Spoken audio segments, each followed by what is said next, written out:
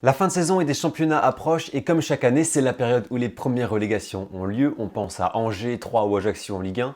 Mais c'est aussi les premières montées, les promotions, c'est le cas du Genoa ou de Burnley par exemple. Je me suis alors interrogé sur un sujet, quels sont les clubs français qui ont connu 2 promotions de suite? Et vous allez voir qu'on a beaucoup d'exemples récents. Voici leurs aventures génériques.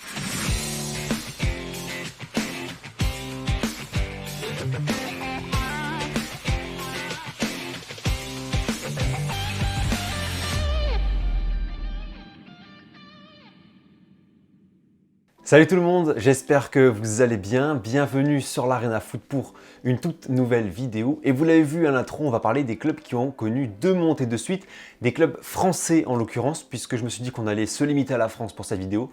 D'autant plus que j'ai l'impression que ça arrive beaucoup plus souvent chez nous que dans d'autres championnats européens. Avant de débuter la vidéo, n'hésitez pas à liker pour le soutien les amis et à vous abonner, c'est la meilleure des récompenses.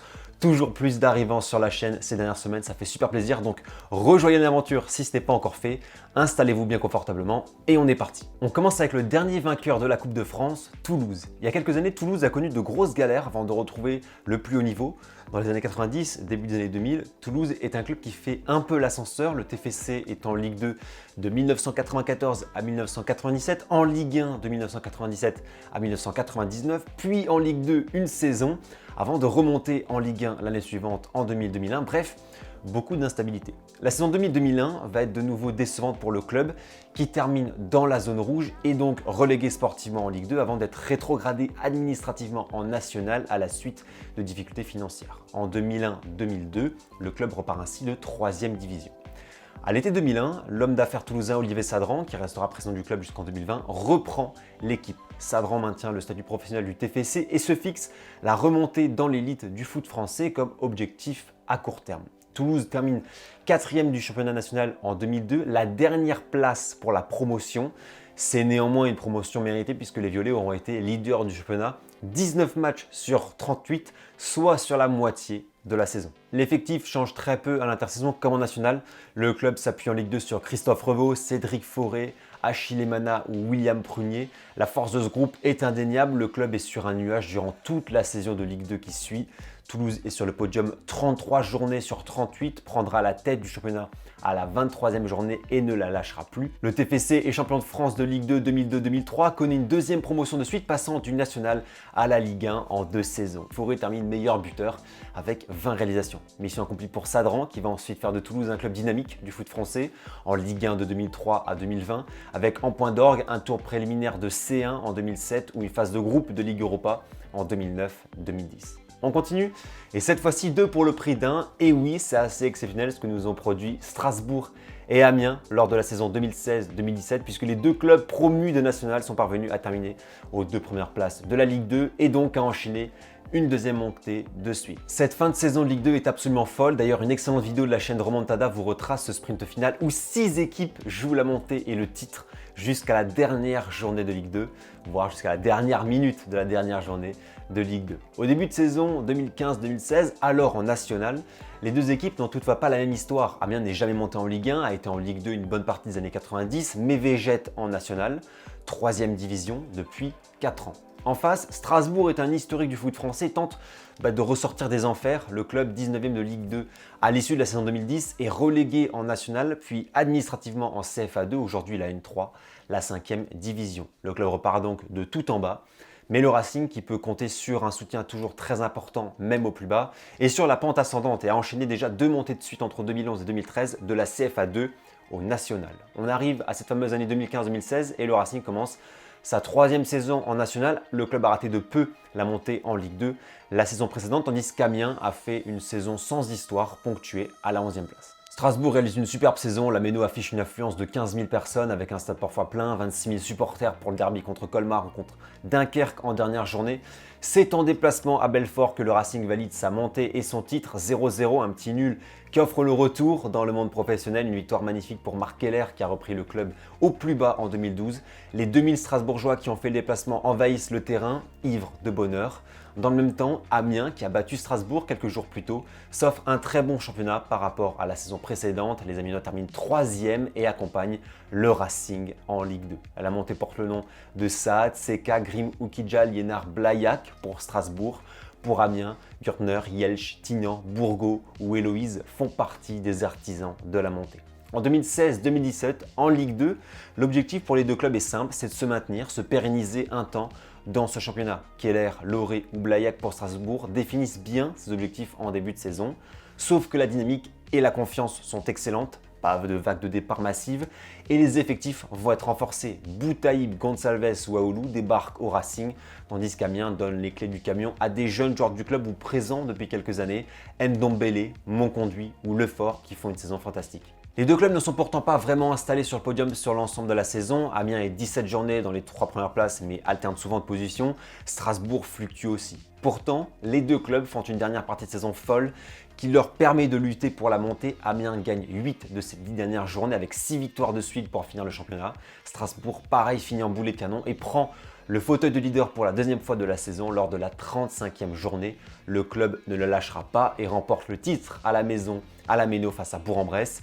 Les UB90 embrasent la tribune ouest, le Zénith de Strasbourg est ouvert et retransmet le match. C'est une nuit de folie pour le Racing qui enchaîne une deuxième montée de suite et retrouve la Ligue 1 10 ans après. Quant à lui, Amiens, qui finit la saison en trombe, est deuxième avant la dernière journée, le destin entre ses pieds.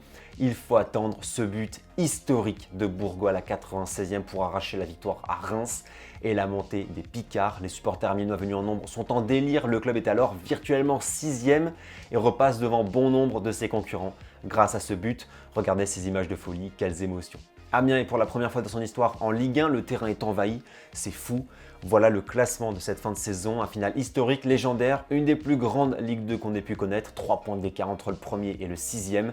Strasbourg et Amiens enchaînent 2 montées de suite et sont en Ligue 1. Nouvelle aventure, et celle-ci elle est belle également, c'est l'histoire du Sporting Bastia, il y en a même 2.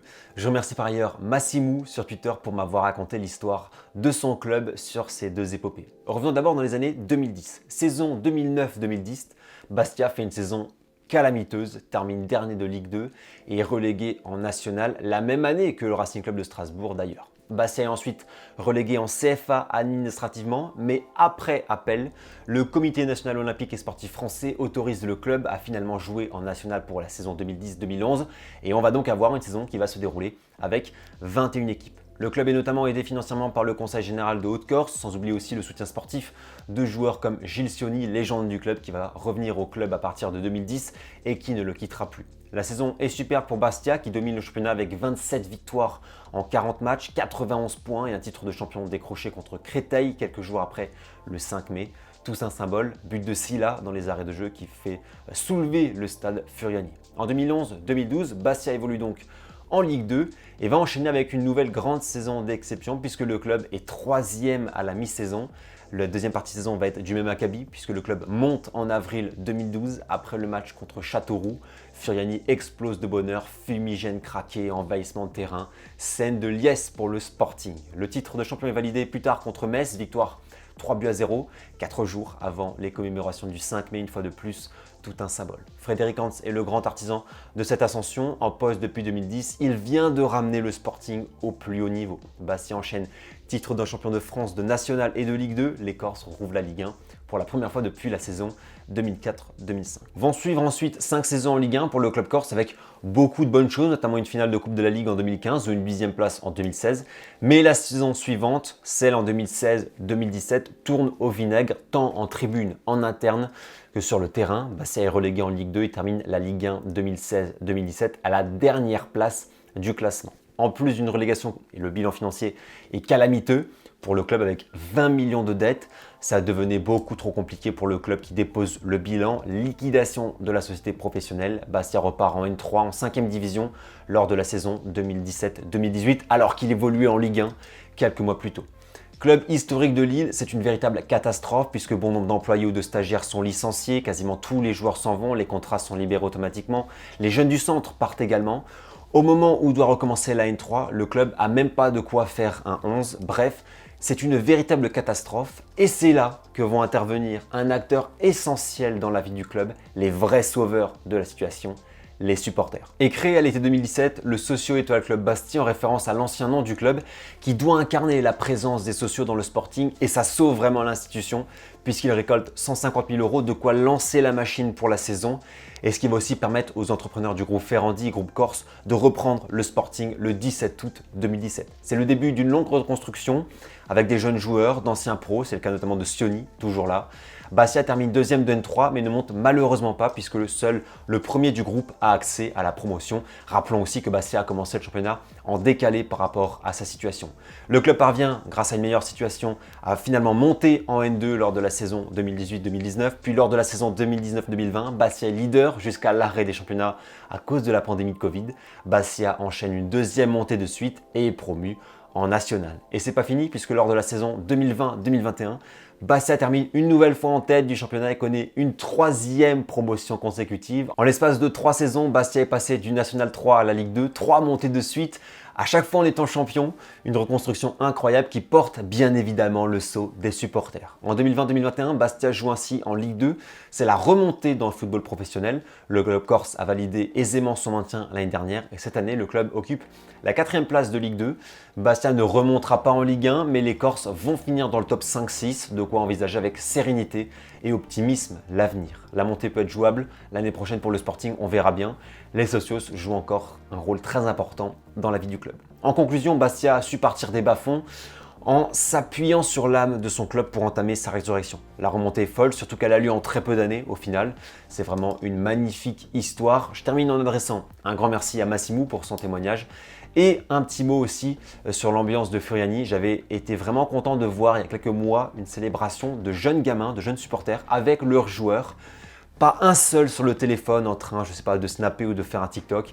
Ils profitaient de l'instant présent, on les voyait super heureux à l'idée de célébrer avec les joueurs, de partager leur joie. Foot populaire et vraiment image incroyable. Ça me fait une transition toute trouvée puisque l'année où Bastia monte en Ligue 1 en 2012, le club remporte le titre en battant Metz 3-0.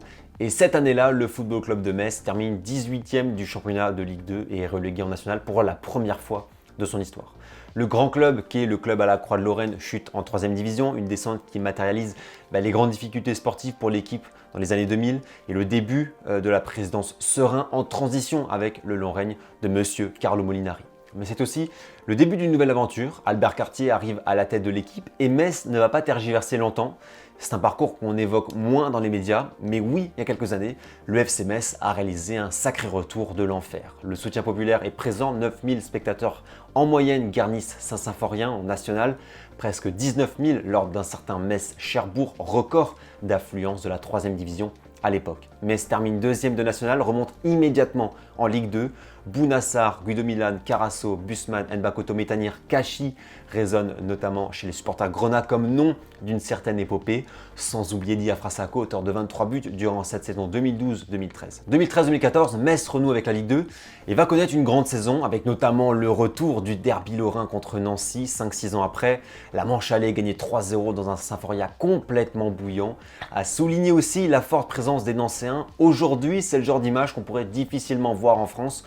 En ce qui concerne les matchs à enjeu est considéré à risque. Sakho et le jeune font une saison individuelle pleine. Fauvert, Groki, Métanir ou Nbakoto aussi. Metz est solide et remporte 9 matchs sur 11 entre la 8e et la 19e journée.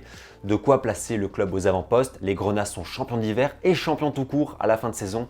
Après avoir l'idée, la montée contre Auxerre. Après 6 ans de purgatoire, le FC Metz retrouve l'élite et enchaîne 2 montées de suite. De la Ligue 1 nationale, ils sont toujours là, comme chanterait Lorda Frénétique. Voilà les amis, c'est la fin de cette vidéo. Alors j'aurais pu évoquer Évian-Tonon-Gaillard ou Valenciennes également, mais la vidéo est déjà assez longue donc j'ai dû faire des choix. Je vous laisse les commentaires pour évoquer d'autres équipes françaises, mais aussi les équipes étrangères. On peut penser à Paderborn en Allemagne qui a connu de sacrées péripéties. N'hésitez pas à transmettre votre savoir en commentaire, ça fait profiter tout le monde. Et puis bien sûr à liker et à vous abonner pour le soutien. Nouvelle vidéo dès dimanche matin, sujet assez sympa, vous allez voir. D'ici là, belle soirée à toutes et à tous. Ciao, ciao!